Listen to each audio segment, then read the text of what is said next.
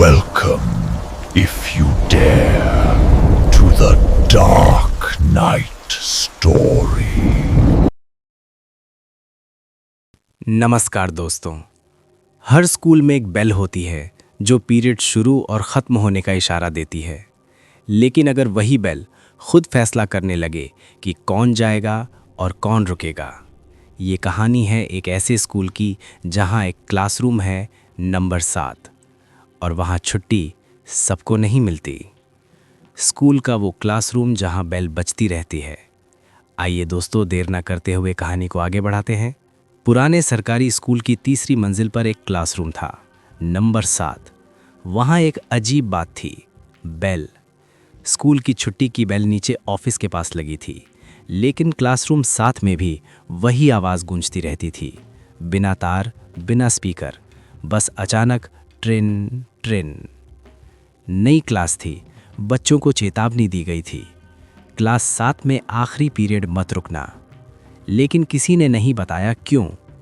उस दिन आखिरी पीरियड में सिर्फ 5 बच्चे थे। टीचर देर से आ रहे थे। अचानक बेल बजी। एक बच्चा बोला, सर आए क्या? दूसरा हंसा, अरे छुट्टी तो अभी आधा घंटा दूर है। तभी फिर बेल बजी, इस बार क्लास के अंदर से। ब्लैकबोर्ड के पास टंगी पुरानी टूटी हुई बेल अपने आप हिल रही थी। उससे धूल झड़ रही थी और आवाज़ तेज़ होती जा रही थी, ट्रिन ट्रिन ट्रिन। दरवाज़ा अपने आप बंद हो गया।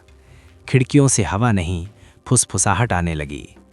पीरियड ख़त्म हो गया है। बेल आखिरी बार ज़ोर से बजी और फिर क्लासरूम 7 से एक बच्चे की चीख पूरे स्कूल में गूंज गई।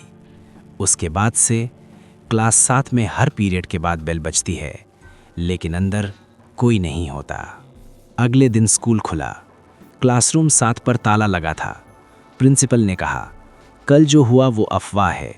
कोई चीख नहीं, कोई बच्चा गायब नहीं। लेकिन 5 बच्चों में से रोहित नहीं आया। उसकी सीट खाली थी। बैग अभी भी टेबल के नीचे रखा था। लंच के समय एक चपरासी ने बताया, साहब रात को चौकीदार ने फिर बेल सुनी थी। रात 3 बजे। पूरे स्कूल में सन्नाटा, सिर्फ क्लासरूम 7 से ट्रिन ट्रिन। उसी रात सीसीटीवी चेक किया गया। स्क्रीन पर दिखा, क्लासरूम 7 का दरवाज़ा अपने आप खुला। अंदर अंधेरा था। फिर कैमरे में रोहित दिखाई दिया। उसकी आंखें खुली थीं, लेकिन वो चल नहीं रहा था। कोई उसे खींच रहा था। ब्लैकबोर्ड के सामने वो पुरानी बेल हिल रही थी। हर बार बेल बजने पर रोहित एक कदम आगे बढ़ जाता। आखिरी बेल के साथ वो ब्लैकबोर्ड के अंदर समा गया। सुबह कैमरा बंद हो गया। अगले दिन ब्लैकबोर्ड पर सफ़ेद चौक से लिखा था, अगला पीरियड तुम्हारा है। और ठीक उसी वक्त क्लासरूम 7 में फिर बेल बजी। अब स्कूल में डर खुलकर फैल चुका था। क्लासरूम 7 को सील कर दिया गया, लेकिन बेल वो अब भी बजती थी, हर दिन ठीक 12:40 पर, जब तीसरा पीरियड ख़त्म होता था। हिंदी टीचर मीरा मैम ने सच जानने का फैसला किया। उन्होंने बताया, 20 साल पहले इसी क्लास में एक टीचर ने बच्चों को बंद कर दिया था। कारण कोई नहीं जानता। शाम को बेल बजी, लेकिन दरवाज़ा नहीं खुला। 5 बच्चों की वही मौत हो गई। उनकी आखिरी आवाज़, बेल। रात को मीरा मैम अकेली क्लासरूम 7 में गई, हाथ में टॉर्च, दिल में डर। 12:40 होते ही वो पुरानी बेल अपने आप हिलने लगी। ब्लैकबोर्ड पर उंगलियों के निशान उभर आए। फिर आवाज़ आई, मैडम हमारा पीरियड ख़त्म हो गया है। मीरा मैम ने कांपते हाथों से बेल छुई। अचानक पूरा कमरा बच्चों की हंसी से भर गया। डेस्क हिलने लगे, दरवाज़ा बंद। आखिरी बार सीसीटीवी में दिखा, मीरा मैम ब्लैकबोर्ड की तरफ देख रही थीं और ब्लैकबोर्ड पर एक नई लाइन लिखी थी, अब टीचर की बारी है। 12:41 पर बेल हमेशा के लिए रुक गई। अगली सुबह क्लासरूम 7 फिर खुला था, लेकिन मीरा मैम कभी नहीं मिली। मीरा मैम के गायब होने के बाद स्कूल में एक नया नियम बना, 12:40 से 1 बजे तक कोई भी घंटी की तरफ नहीं देखेगा। लेकिन डर नियम नहीं मानता। उस दिन 7वीं क्लास का छात्र अमन गलती से कॉरिडोर में रह गया। 12:40 बजते ही पूरे स्कूल की लाइटें झपक गईं। ट्रिन।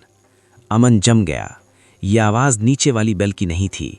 क्लासरूम 7 का दरवाज़ा अपने आप खुला। अंदर से बच्चों के पैरों की आवाज़ आ रही थी, जैसे कोई लाइन में चल रहा हो। ब्लैकबोर्ड पर सफ़ेद हाथ उभर आए, डेस्क पर नाम खुदने लगे। अमन ने देखा, क्लास भरी हुई थी, वही बच्चे, वही चेहरे, लेकिन सबकी गर्दन टेढ़ी थी।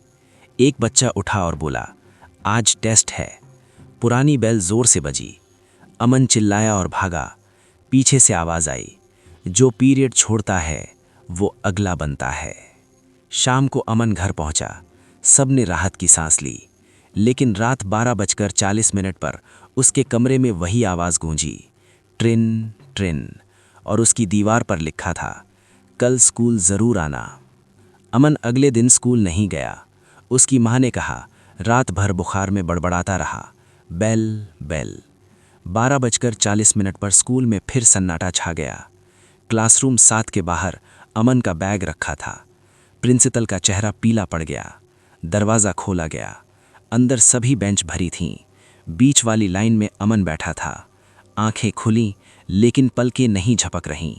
ब्लैकबोर्ड पर लिखा था, आज पूरा पीरियड होगा। पुरानी बेल हिलने लगी। इस बार आवाज़ नहीं, गिनती थी। 1, 2, 3। हर गिनती पर एक बच्चा कुर्सी से उठता और दीवार में समा जाता। अमन की बारी आई। उसने धीरे से कहा, मैम छुट्टी। बेल आखिरी बार बजी। पूरा क्लासरूम खाली, सिर्फ ब्लैकबोर्ड पर एक नई लाइन, 2 पीरियड बाकी हैं। अब स्कूल में कोई बच्चा नहीं आता था। क्लासरूम 7 को ईंटों से बंद कर दिया गया। फिर भी 12:40 पर बेल बजती थी। उस दिन जिला अधिकारी वर्मा साहब जांच के लिए आए। उन्होंने हंसते हुए कहा, भूत वूत कुछ नहीं होता। ठीक 12:40, दीवारों के अंदर से ट्रिन ट्रिन, ईंटें कांपने लगीं। सीमेंट से सफ़ेद उंगलियां बाहर निकलीं। ब्लैकबोर्ड की आवाज़ आई, सर पीरियड शुरू हो गया है। वर्मा साहब को खींचकर ईंटों के अंदर ले जाया गया। पूरे स्कूल में बच्चों की आवाज़ गूंजी, अटेंडेंस। एक एक नाम पुकारा गया, रोहित, मीरा मैम, अमन। आखिर में वर्मा सर, प्रेजेंट। बेल जोर से बजी।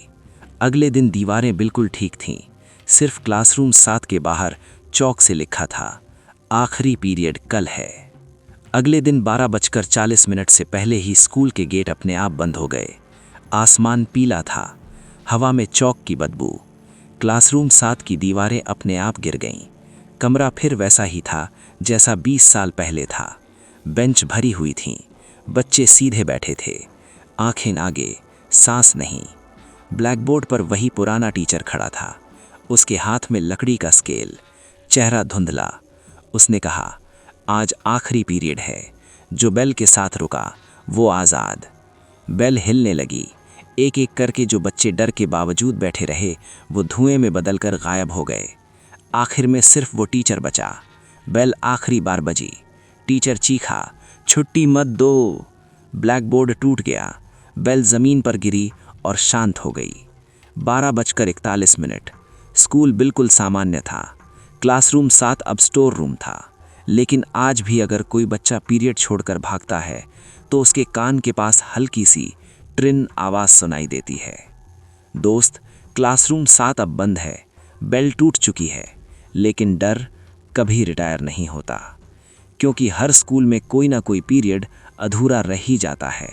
और अगर कभी बिना वजह बेल की हल्की सी आवाज़ सुनो तो समझ लेना, अगला पीरियड तुम्हारा है। स्टोरी पसंद आए तो लाइक, शेयर, सब्सक्राइब कीजिए। मिलते हैं अगली एक और दमदार कहानी के साथ। तब तक के लिए गुड बाय।